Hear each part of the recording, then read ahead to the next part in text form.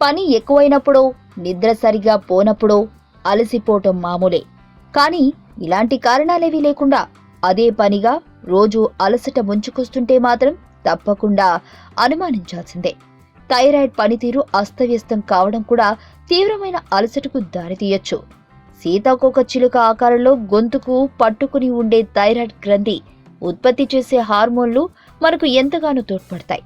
ఇవి శరీర ఉష్ణోగ్రతను, గుండె వేగాన్ని నియంత్రించడం దగ్గర నుంచి తిన్న ఆహారాన్ని శక్తిగా మార్చే జీవక్రియలో పాలుపంచుకోవడం వరకు పలు రకాల పనులకు దోహదం చేస్తాయి. అందువల్ల థైరాయిడ్ పనితీరు అస్తవ్యస్తమైతే అవయవాలకు తగినంత శక్తి అందక దీంతో పెద్ద పెద్ద పనులాటుంచి రోజువారీ పనులు చేసుకోవడం కష్టంగా మారిపోతుంది. థైరాయిడ్ సమస్యలు మధ్య వయసు మహిళల్లో ఎక్కువ.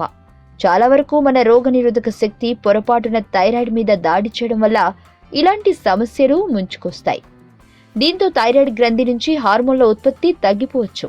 దీంతో తీవ్రమైన అలసటతో పాటు బరువు పెరగడం, జుట్టు ఊడడం వంటివి మొదలవుతాయి. ఇక థైరాయిడ్ గ్రంథి చురుకుగా పనిచేస్తే హార్మోన్ల ఉత్పత్తి అవసరమైన దానికన్నా ఎక్కువ అవుతుంది. ఇది గుండె దడ, ఆందోళన మాత్రమే కాదు, నిస్సత్తువకు దోహదం చేయొచ్చు. దీంతో ఏ పని చేయాలన్నా ఒంట్లో శక్తి లేదని అనిపిస్తుంటుంది. సమస్యలు తీవ్రమైతే ఇంట్లో రోజువారీ పనులు చేసుకోవటము ఇబ్బందిగా పరిగణిస్తుంది.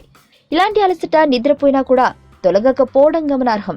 అందువల్ల వారం దాటినా అలసట, నిస్సత్తువ విడకపోయినా రోజువారీ పనులు కూడా చేసుకోలేనంతగా బలహీనత ఆవరిస్తూ ఉన్న తాత్సారం చెందకుండా ఒకసారి డాక్టర్ని సంప్రదించడం మంచిది.